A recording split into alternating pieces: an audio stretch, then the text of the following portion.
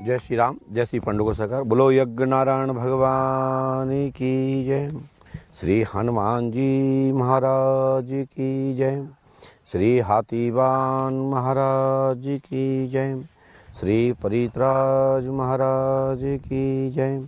श्री समाधि वाले बाबा की जय। श्री हिंगोटा वाले महाराज की जय। बोलिए माँ पुष्पावती गंगा मैया की जय। बोलिए श्री हनुमान जी महाराज की जय। आज हमारे आपके सबके बीच में श्री पंडोखर धाम में उपस्थित इलेक्ट्रिक मीडिया के हमारे 24 न्यूज़ से, बंसल न्यूज़ से और यूट्यूब चैनल के सभी मीडिया बंधुओं को पंडोखर धाम की पीठ की ओर से साधुवाद, आशीर्वाद कि आपने देश हित में, राष्ट्र हित में, प्रदेश हित में और युवाओं की जो जिज्ञासा है, कई युवाओं के दिमाग में ये चल रहा है कि इतनी बड़ी महामारी थी, इसमें बड़े बड़े मंदिर बंद कर दिए गए, सभी जगह के मंदिर बंद कर दिए गए, कोई काम नहीं आया, डॉक्टर की दवा से लाभ मिल रहा है, मंदिर में जाना व्यर्थ है, सब डॉक्टर के यहाँ से ही लाभ मिलता है तो मंदिर में क्यों जाएं। ऐसे युवाओं के प्रश्न मन में चल रहे हैं। मैं आपको बता दूं, इसी दुनिया में, इसी जगत में सोशल मीडिया का ज़माना है और आप लोग अभी देख रहे सोशल मीडिया पर कहीं हनुमान जी को डॉक्टर की ड्रेस पहनाई जा रही, तो कहीं किसी जगह मजिस्ट्रेट बनाया जा रहा है तो मजिस्ट्रेट की ड्रेस पहना के बैठा रहे हैं, कहीं वकील बना के हनुमान जी को लोग अलग अलग तरीके से साधक गण रिझा रहे हैं। लेकिन हनुमान जी पंडोकर सरकार के दरबार की चमत्कार आप सभी ने देखा है कि दुनिया में कहीं से कोई नहीं बोल रहा था कि अब क्या होगा। तो पंडोखर धाम ही पूरे विश्व का एक ऐसा केंद्र है, आध्यात्म केंद्र, कि हनुमान जी पंडोखर धाम श्रद्धा मंच के माध्यम से, इस पुष्प वाटिका से अनेक वीडियो यूट्यूब पर पड़े हैं, जिसमें कहा गया था कि यदि देश के हमारे प्रधानमंत्री जी भाई नरेंद्र भाई मोदी जी, यानी हमारे प्रधानमंत्री जी या हमारे प्रदेश के मुखिया श्री शिवराज सिंह चौहान जी अनुमति देते हैं तो हम एक यज्ञ करते हैं। उस यज्ञ की संकल्प लेकर कुछ विद्वानों को बुलाकर हम अनुष्ठान करने जा रहे हैं, जिससे शीघ्र ही महामारी खत्म हो जाएगी, जिसमें हमने तारीख भी निश्चित कर दी थी। 5 मई को मैंने बोला कि 25 मई तक ये महामारी में दबाव आएगा और 5 अगस्त तक ये महामारी ख़त्म हो जाएगी और इक्का दुक्का केस सुनने को आते रहते, क्योंकि ये निमोनिया है। निमोनिया को ही हमारे डॉक्टर, चिकित्सा विज्ञान ने इसको कोरोना का रूप दिया।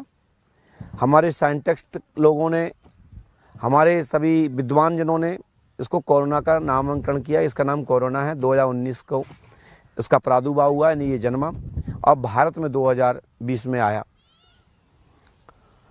लेकिन मैंने इस कोरोना को सबके साथ, हमने भी माना कि कोरोना है, लेकिन हमारी वीडियो में आपने सुना हो तो हमने कहा था कि कोरोना नहीं, ये निमोनिया है। दुनिया का कोई भी डॉक्टर्स, दुनिया का कोई भी साइंटिस्ट किसी भी कागज में कोरोना नाम की चीज़ उल्लेख नहीं कर रहे हैं कोरोना है, लेकिन मौखाद में कोरोना, बाकी के निमोनिया। तो निमोनिया को ही कोरोना माना।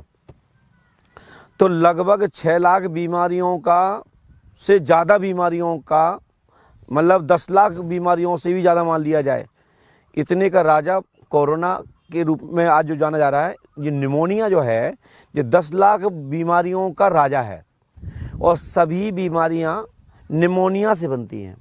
टीबी, अधिक कफ जम जाने पर फेफड़ों पर दबाव आ जाना, लेंस पे दबाव आ जाना, कफ जम जाने से ब्लड फंगस बनना, और अधिक इसकी यदि कोई दवा लेते हैं, कोई भी और भी ज़्यादा हाई डोज लेते हैं तो कफ जम जाता है। हमारे यहाँ पूर्व परंपरा रही है, हमारे बड़े बड़े लोग कहते थे कि बेटा जुकाम हुआ है 3 दिन में ठीक हो जाएगा, ये 5-6 दिन चलेगा लेकिन 3 दिन में दब जाएगा, और ये कब सूख जाने दो, आपसे आप इसको पक जाने दो। और जब कब पक जाता था तब उसके बाद हम लोग कोई दवा औषधि लेते थे, 2 दिन उस जुकाम को रहने देते थे। लेकिन अब निमोनिया के डर से, कोरोना के डर से लोगों ने बड़े बड़े हाई डोज लिए, बड़ी बड़ी दवाइयाँ ली और उसको ज़बरदस्ती पका दिया। और ये पका दिया तो हार्ट पे कब जम गया, कब जम गया तो वही आपको फेफड़ों को दबा लिया। और फिर इसके बाद अनेक प्रकार की पद्धतियाँ हमारे चिकित्सा विज्ञान में उपचार हुए, उसके माध्यम से लोग लाखों लाखों मरीज डॉक्टरों के यहाँ से ठीक होके गए। जिनका समय आ गया, कहते ना कि ना तिल घटे ना राई बढ़े, तो जिनकी परमात्मा के यहाँ से आ गई उसको कोई रोक नहीं सकता। हम और आप लोग तो बस ईश्वर से दुआ मांग सकते हैं, प्रार्थना मांग सकते हैं, उनके लिए ईश्वर से प्रार्थना कर सकते हैं परमात्मा इनको बचाए, इसको इस बीमारी से निजात दे। लेकिन हमारे भारत के डॉक्टरों ने और दुनिया के डॉक्टरों ने बड़ी मेहनत की, बड़ा संघर्ष किया और लाखों लाखों मरीजों को अस्पतालों से लाभ पहुंचाया। लेकिन इसकी जब दवाइयां नहीं थी, कोई दिक्कतें थी, लेकिन डॉक्टरों ने अनेक अनेक प्रकार के परीक्षण किए और लोगों को लाभ पहुंचाया। देखिए, जब कोई चीज़ अचानक आती है तो उस पर हम लोग पुरानी चीज़ों का ही अनुसरण करते हैं। हम लोग जब यज्ञ करते हैं तो यज्ञ में कोई भी अनुष्ठान करते हैं तो हम पुरानी पांडुलिपियाँ खोलते हैं कि इस विषय के लिए, इस रोग के लिए, इस विषय के लिए कौन सा हवन किया जाए। तो हम लोग फिर परामर्श करते हैं तो कहते हैं कि एक ज़माने में सूखा पड़ा था, पानी नहीं बरस रहा था, तो एक पृथ्वी पर सोम यज्ञ कराया गया। सोम यज्ञ पृथ्वी पर अनेक लोगों ने कराए। एक बार शांतनु के भाई, छोटे भाई देवापी ने इस पृथ्वी पर जल वर्षा के लिए यज्ञ कराया था। तो जब हमारे पृथ्वी पर पानी नहीं बरसता तो हम लोग पुरानी पांडुलिपियाँ खोलते हैं, पुराने लोगों को संस्मरण खोलते हैं कि हम लोग कैसे हवन के माध्यम से जल वर्षा करें, कैसे वायु शुद्ध करें, कैसे महामारी से बचाएं। तो हमारे यहाँ आयुर्वेदिक पद्धति के माध्यम से ये यज्ञ होता है, जिसमें अगर तगर नगर मोथा पत्थर फूल जटामासी आदि का प्रयोग करते हैं। तिल शक्कर घी का मिश्रण करके देव मंत्रों की चिकित्सा ऋग्वेद के अंतर्गत, अथर्ववेद के अंतर्गत हम लोग अनुष्ठान करते हैं, उसके माध्यम से लाभ पहुंचाते हैं। वही यज्ञ का मैं कहना चाहता हूं, आयुर्वेदिक डॉक्टर के यहाँ से लोग मरीज ठीक हुए, सैकड़ों मरीज ठीक हुए। अंग्रेजी दवा वालों के यहाँ एलोपैथिक दवाओं से भी लोग लाभ मिला, सबने अपना प्रयास किया। हमारे गांव के झोला छाप जो डॉक्टर हैं उनने भी लाभ पहुंचाया।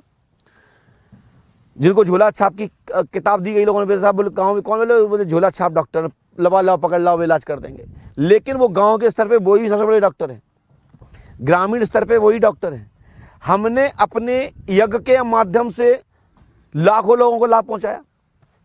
हमने एक मंत्र जारी किया था, ओम विष्णु विष्णु विष्णु, ओमकारे पार सेहत बंदरी, कच्चे पक्के फल खाए, हनुमान की हाका से संपूर्ण ब्रह्मांड की तापसी चली जाए, फुरै मन तीसरी वाचा सतनाम आदि शुरू का, जो कि हमारे मंत्र जगत में मंत्र छुपाया जाता है, मंत्र छुपाने पर ही फलीभूत होता है। कहते हैं फुरै मन तीसरी वाचा सतनाम आदि शुरू का। लेकिन हमने राष्ट्र हित में इस मंत्र को उजागर कर दिया कि भाई ज़्यादा ज़्यादा लोगों को लाभ मिले। हम अपने पास दबा के रखेंगे, क्या मतलब है? हमने जिनको दिया वो तो लाभ हुआ ही, जिनने एक दूसरे को भी बढ़ाया उनको लाभ मिला। ऐसे पंडोकर धाम से भी इस मंत्र के प्रभाव से लगभग 5 लाख से ज़्यादा लोग हैं जिनको लाभ मिला, जिन्होंने 1 रुपए की इलाज नहीं कराया, मात्र घर में काढ़ा लिया, घर में अदरक लिया, शहद ली, काली मिर्च ली और पंडोकर सगा का मंत्र का जाप किया, चाय ली, गुनगुना पानी लिया, मास्क लगाया और वो ठीक हो गए। उनने 1 रुपए की दवाई नहीं खाई। ऐसे हमारे लगभग ये मान के चले पूरे भारतवर्ष में 50 से 60 लाख शिष्य हैं हमारे, जिसमें 5 लाख लोगों के से ज़्यादा मेरे पास फ़ोन कॉल डिटेल्स हमारी निकलवा ही सकते हैं, हमारे सभी मोबाइलों की। हमारे जो आश्रम के मोबाइल्स हैं, हमारी जो खुद का मोबाइल है, हमारे मुकेश गुप्ता जी का है, हमारे उमाशंकर दिबलिया जी का है। ऐसे 5 लाख से ज़्यादा कॉल आए और 5 लाख से ज़्यादा लोगों को हमने नंबर दिए, मंत्र दिया और कम से कम पलट के 1 सवा लाख, 1.5 लाख, 2 लाख फ़ोन आए और उन्होंने कहा महाराज आपके मंत्र से हम 1.5 दिन में ठीक हो गए, कोई क्या 2 दिन में ठीक हो गए, कोई क्या 5 दिन में ठीक हो गए। तो सभी जगह पर अपने अपने कारगर सबकी मेहनत रही है। हमारे पुलिस वाले भी सुरक्षा व्यवस्था में लगे हैं, हमारे मास्टरगण भी, हमारे गांव के अन्य सुरक्षा समितियों के भी कर्मचारी पदाधिकारी पूरे दुनिया में अपने अपने बॉर्डर पर लेकर के एक समाज को बचाया। सबने संभवतः जो गाइडलाइन दे सके, जो दवाएं जानते थे, सबने दी, बताई, लाभ मिला। अब हम ये नहीं कह रहे हैं कि किसके नाम से कौन सी ब्लड फंगस आ रही है, तीसरा चरण आएगा, चौथा आएगा या पांचवा आएगा। मेरा कहने का तात्पर्य यह है, ना तीसरा आने वाला है ना चौथा आने वाला है। बस साफ सफाई बना के रखिए। आइए लौटिए पूर्व परंपरा की ओर। हमारे गांव में प्राचीन महत्व था, कहीं बाहर से आते थे तो सबसे पहले अपने द्वारे पे पहुंचते थे तो घर में से अंदर से बेटी बेटा जो भी होते थे वो एक लोटा में जल लेके आते थे, बाहर पानी डालते थे, हाथ धोते थे, पैरों पर डालते थे। फिर वो व्यक्ति जो अंदर प्रवेश करता था वो जलग्राम में जाता था, फिर वो हाथ पैर धोता था, हाथ पैर धोते थे, मुंह धोते थे और थोड़ा सा जल सिर पे मारते थे और साफ कपड़े से पोंछ के टांग देते थे। उसके बाद अपने बच्चों को प्यार करता था जाकर के, और शाम काल में जैसे कि गर्मी में आए या शाम के आए या सुबह, तो उसको देखते हुए स्नान करते थे। कभी भी बीमारी क्या, ये दुनिया कोई आज ही महामारी नहीं आई, इससे बड़ी बड़ी महामारी आई। कैसे निजात मिला, कैसे लाभ मिला? तो हम लोग भारत भूमि पर रहने वाले हैं, ऋषि प्रधान यह देश है, हम लोग ईश्वरवादी हैं, समस्त धर्म संप्रदायों को मानने वाली भूमि है ये, और यहाँ पर सभी संप्रदायों के लोग रहते हैं। सब अपने अपने पूर्वजों को, कुल देवी देवताओं को पूजते थे, गांव के नगर देवी देवता पूजते थे, नगर कोट के देवी देवताओं को पूजते थे, हनुमान बाबा को मानते थे, माँ भगवती दुर्गा को मनाते थे, महाकाली को मनाते थे। ये गाँव की रक्षक होते थे। ये गाँव में किसी बीमारी, किसी भी महामारी गांव में घुसने के पहले गांव के खेरे के देवी देवताओं से संपर्क करती है। ये भी जीव हैं, ये भी जीवाणु हैं, ये भी कीटाणु हैं, ये भी विषाणु हैं। ये सब के अंदर परमात्मा का ही अंश है, परमात्मा समस्त संसार में व्याप्त है। तो जैसे हम लोग गलतियां करते हैं, परंपराओं को भूलते हैं, हम लोग लापरवाही करते हैं, उसी में हम लोग प्रदूषित हो जाते हैं, हम लोग विषाणुओं से ग्रसित हो जाते हैं और हम लोग बीमार पड़ जाते हैं। फिर हम लोग डॉक्टरों के यहाँ चक्कर लगाते हैं, ओझाओं के यहाँ चक्कर लगाते हैं, वैद्यों के यहाँ चक्कर लगाते हैं, मंदिरों में जाते हैं। क्यों? हमने लापरवाही की।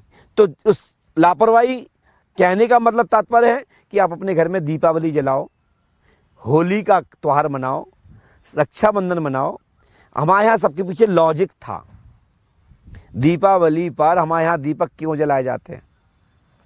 जो बरसात में कीड़े उठते हैं, जीवाणु उठते हैं, जो कितने पतंगे उठते हैं, और दीपावली के जब दीपक देखते हैं उसके बाद हमारे यहाँ से कीड़े लापता हो जाते हैं। हमारे यहाँ दीपावली के दीपक से आँख का आंजन बनाते हैं, लेकिन अब मोमबत्ती जलाते हैं। अब तो लाइटें जलाने लगे साहब, दीपक की तो बात ही अलग है। तो हम लोग अपनी परंपराओं को भूल रहे हैं। तो ये कीटाणु जीवाणु हैं, इनके अंदर से गैसें फूटती हैं और वो एक रोग के रूप में बदल जाती हैं, और वो ही हम लोग उससे प्रभावित होकर के ग्रसित होकर के परेशान हो जाते हैं। और विभिन्न प्रकार के डॉक्टर्स लोग नाम दे देते हैं, जैसे कि लगभग 5.5-6 लाख ऐसी बीमारियां हैं इस भारत में जिनके नाम पड़े हैं, लेकिन उनका कोई आज तक इलाज नहीं, और आज तक कोई ये गारंटी नहीं ये बीमारी बनी क्या स्थिति, कहाँ से आई कहाँ गई। जैसे अभी हमारे प्रदेश के पूर्व मुख्यमंत्री कमलनाथ जी ने जवाब दिया कि ये कोरोना तो भारत की बीमारी है। देखो, हम ये कह रहे हैं, इससे क्या तात्पर्य है? आप क्या क्या सिद्ध करना चाहते हैं? भारत में एक से एक ऋषि मुनि हैं, एक से एक संत हैं, एक से एक गुरु हैं, अनुष्ठान जप तप होते हैं। सब लोग कह रहे हैं, वहाँ से डाटा प्राप्त हुआ है कि ये चीन से आया है, ये बीमारी चीन से आई है। लेकिन हमारे कमलनाथ जी क्या कहना चाहते हैं कि भारत की है। तो कमलनाथ जी का उद्देश्य क्या है? तो हम राजनीतिक प्रभाव बात नहीं कर रहे हैं कि हम भाजपा के हैं या भारतीय जनता पार्टी से हमारा संबंध है, या हम संघ से संबंध रखते हैं, या विश्व हिंदू परिषद से संघ रखते हैं, या हम गुरु हैं, गेरुआ वस्त्र पहने हुए हैं। हमारा कहने वाला ये नहीं है।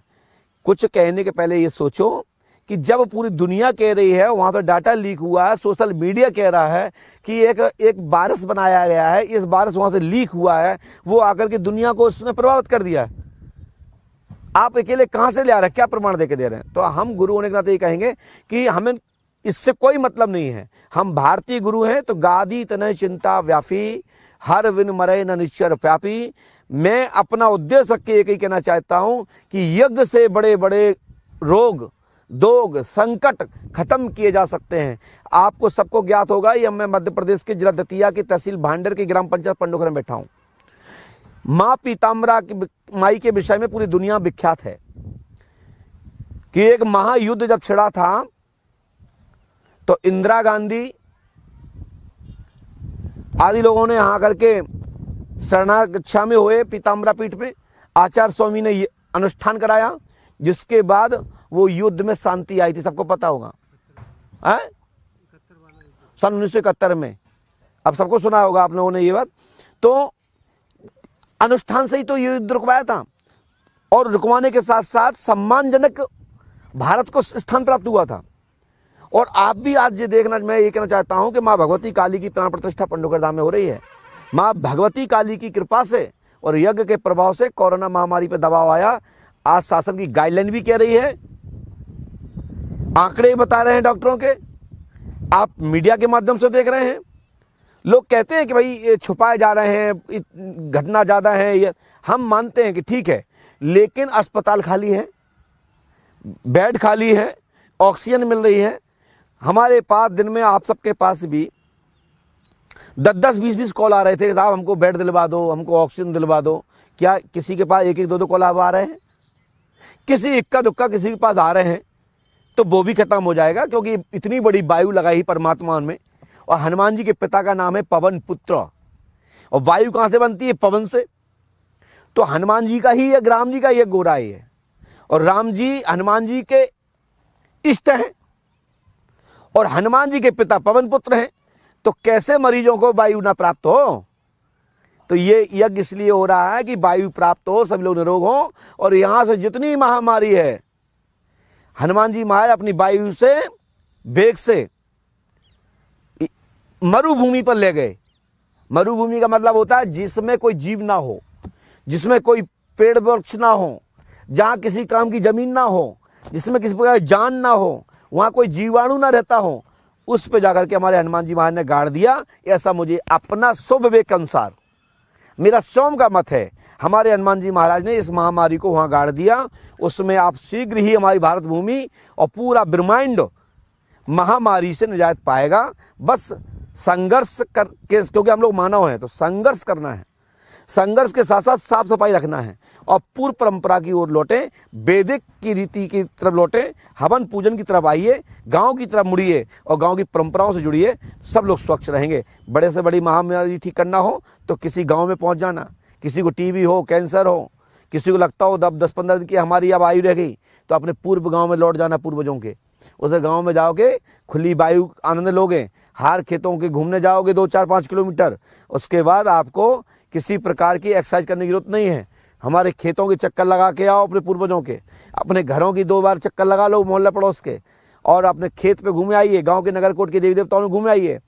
आपका शरीर का सर्कुलेशन हो जाएगा।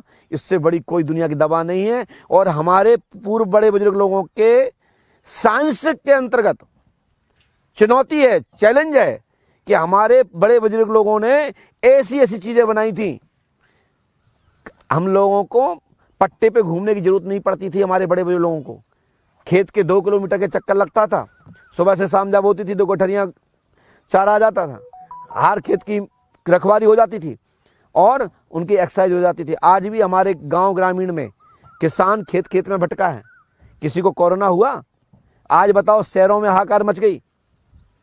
अरे कोई शहर से आकर के प्रदूषण लेके आ गया, कोई दूषित होके आ गया, कोई ग्रसित होके आ गया बीमारी से, किसी को संक्रमित कर दिया तो अलग बात है। आज भी पूरे दुनिया में गांव ही सुरक्षित रहे हैं।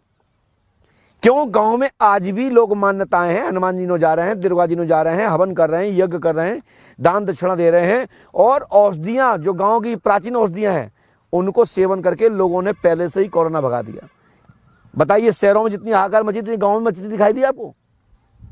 गांव से कोई प्लान करा? शहरों से प्लान कर गए लोग। तो प्लान क्यों कर गए? क्योंकि शहरों में उनका आशियाना नहीं, रुकने ठहरने के लिए छत नहीं, और शुद्ध वायु नहीं, और वायु के नाने चाहिए पैसा, क्योंकि ऑक्सीजन। तो उन्होंने कहा भाई चलो गांव में। तो वे जो बाजार छोड़ के गांव आ गए वे जिंदा बच गए, और जिनकी घरें छतें थी उनको भगवान ने बचाया। हमारा कहने का मतलब है कि जो शहरों में मकान है तो क्या उन पर भगवान की कृपा नहीं है? लेकिन अपने पैतृक भूमि से संबंध रखिए, अपनी पैतृक भूमि को मन पर जाते रहिए और समय अवसर पर गांव की परंपराओं को ही मान्य कीजिए। जिंदगी में किसी भी दैविक शक्ति से, किसी भी महामारी से आपको दुर्घटना से ग्रसित नहीं होना पड़ेगा, सुरक्षा प्राप्त होगी। गांव का कवच धारण कीजिए, अपने देवी देवताओं को पूजिए, पितरों को मानिए, बड़े बुजुर्ग लोगों की बताई हुई पद्धति को स्वीकार कीजिए, जलगरा बनाइए। फ्रिज का आशियाना छोड़ दो, फ्रिज का सहारा लेना छोड़ दो। पानी पीना ठंडा पीजिए, लेकिन मट्टी का घड़ा लीजिए। हमने कहा कि पहले हमारे यहाँ परंपरा में मट्टी के घड़ा में फटकरी डालते थे। क्यों डालते थे? कि किसी प्रकार का इसमें कोई भी जीवाणु हो, कोई भी इन्फेक्शन हो, अमुक व्यक्ति ग्रहण करने वाला है, उसको ये जल दूषित ना करे, उसको संक्रमित ना करे, और उसकी प्यास बुझ जाती थी। और शरीर में जो भी गलत एनर्जी होती थी, किसी प्रकार का कोई भी साइड इफेक्ट होता था, हमारे फटकरी से लाभ मिलता है। एक घड़ा में 10 लीटर पानी में 5 ग्राम फटकरी डाल दीजिए, पत्थर वाली, और शेष बचे 5 मिनट बाद उठा के बाहर निकाल दीजिए। आपके शरीर में कैसी भी इन्फेक्शन होगा तत्काल ठीक हो जाएगा।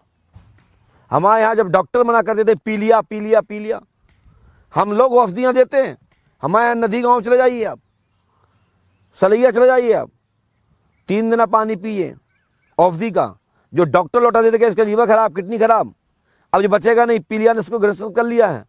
हमारे यहाँ हमारे घर के 3 मरीज ठीक हुए हैं उस जल से, जिस जल में औषधि का बना हुआ है और साथ में मंत्रों से मंत्रित है और औषधि डली हुई है। कह के देते हैं वो कि ये इसमें औषधि है, साथ साथ ये गुरु कृपा से मैं मंत्र का इसमें साथ ले रहा हूं। तो कहते हैं फुरा मंत्र तीसरी वाचा सतनाम आदि शुरू का। तो जितने भी आज जो पोलें खुल रही हैं, अब वो ऑक्सीमीटर है, हाथ में लगाओ। अरे बताओ, सोशल मीडिया पर देख लो आप, बिस्कुट को बढ़ रहा है, उसको बताओ बिस्कुट के पल्स बढ़ गई, बोले इसकी ऑक्सीजन 60 हो गई, 115 हो गई। बताओ भैया, ये मजाक नहीं तो क्या। अब उसके सारे पे कोई इलाज करे कि भाई ऑक्सीजन कम गई और कोई पंप ठास दे मुंह में तो उसकी डबल बढ़ जाए, तो आदमी जिंदा रहेगा या मरेगा? ये मैं कह रहा हूं, सोशल मीडिया पे देखने को मिल रहा है कि बिस्कुट लगाया, रामदेव बाबा का लगाया तो 115, दूसरे को लगाया तो 195 हो गया, और पेन को लगाया तो 0 हो गया, और वही पेन पे दोहरा लगाया तो 125 हो गया। ऐसा सोशल मीडिया पे चल रहा है। यदि ऑक्सीमीटर के कहने पर आपने पंप लगा दिया और बात बता दी 60 हो गई तो लगाना पड़ेगा, और बाकी चल रही पहले से ही 100 95, और पंप और ठास दो तो क्या हुआ है भैया, फाटेगा नहीं फाटे। अब हम कहने का मतलब इसके पीछे का इशारा है, विद्वान लोग जानते हैं कि कुछ चीज़ों पे ट्रायल करना चाहिए, समझना चाहिए। सोशल मीडिया पे जो चीज़ें आती हैं वो लाभदायक है, और उसको पहले मनन भी करना चाहिए कि सोशल मीडिया पे आई है, उसको खुद भी करके देखें। लेकिन सोशल मीडिया आज की दुनिया में एक सबसे बड़ा ज्ञान है, सबसे बड़ा भंडार है। लेकिन एक सोशल मीडिया से मेरा निवेदन भी है, ये कुछ अनर्गल फोटो डाली जाती हैं, अनर्गल चित्र डाले जाते हैं, अनर्गल वीडियो डाले जाते हैं, और कुछ जो हीरो वगैरह भी हैं, मैं इस पर भी आज थोड़ा संक्षेप बताता हूँ, बाद में फिर बोलूँगा इस विषय पे। ये कुछ ऐसे हीरो हैं, इन पर बैन लगना चाहिए मुंबई के। इन लोगों ने पूरे देश को बर्बाद कर दिया। संत करे तो बर्बाद हो रहा है, और हीरो नचने गाने वाले लोग करें, नाटक मंचन करने वाले लोग करें, और ये कुछ भी अभद्रता फैलाएं तो वो ज्ञान है। और संत लोगों के द्वारा कोई बात ऊपर नीचे हो गई तो बोले साहब देश को खराब कर रहे हैं। इसलिए मैं प्रतिचिन्ह लगा रहा हूं, इस विषय पे आगे हम बोलूंगा, हम किन किन हीरों पर अंकुश लगाना चाहते हैं। और आप बड़े लोगों को बैठा रही गांव के लोगों को, मैं शहर के लोगों को नहीं कहूंगा, मैं ज्यादा पढ़े लिखे लोगों से नहीं कहूंगा, हम अपने गांव के बड़े बड़े लोगों को बैठा देंगे, वो उनको मार्क्स दे दें, नंबर दे दें, तो मैं अपना जीवन हार दूंगा। वो कहेंगे ऐसे हीरों को तो मार के भगाओ, जिनने पूरा परिवार घर बर्बाद कर दिया। आज कोई भी मूवी, कोई भी नाटक मंचन एक साथ फैमिली नहीं देख पाती है। पहल के नाटक मंचन एक साथ लोग बैठ के देखते थे, जैसे रामलीला एक साथ लोग बैठ के देखते थे। अब टीवी भी पहले भी एक साथ देखते थे, रेडियो में एक साथ गाना सुनते थे। लेकिन अब लगता है कि कहीं बच्चे ना आ जाएं, कहीं पत्नी ना आ जाए, कहीं पिता ना आ जाए, कहीं माँ ना आ जाए। ऐसे तो नाटक चल रहे हैं, इनको बढ़ावा दिया जा रहा है। धन हो भारत भूमि को कि हमारी भारत माता सबको झेल रही हैं, सभी लोगों को देख रही हैं, और पाप तो ऐसे लोगों से ही बढ़ता है। इन सबको एक इससे भी बहुत बड़ा परिणाम आने भविष्य में देखना पड़ेगा। ये भी महामारी कोरोना से बड़ी कोरोना बीमारी बन जाएगी कि एक दिन घर लुट जाएंगे, बिक जाएंगे, बर्बाद हो जाएंगे। कुछ हीरो ने, कुछ नाचने गाने वाले, नाटक मंचन करने वाले लोगों ने इस प्रकार के हमारे देश की विडंबना कर दी है। जय श्री राम, जय पंडोकर सरकार। फिर मिलेंगे पंडोकर सरकार लाइव चैनल के माध्यम से या अन्य किसी चैनल के माध्यम से मैं अपनी बात रखूंगा।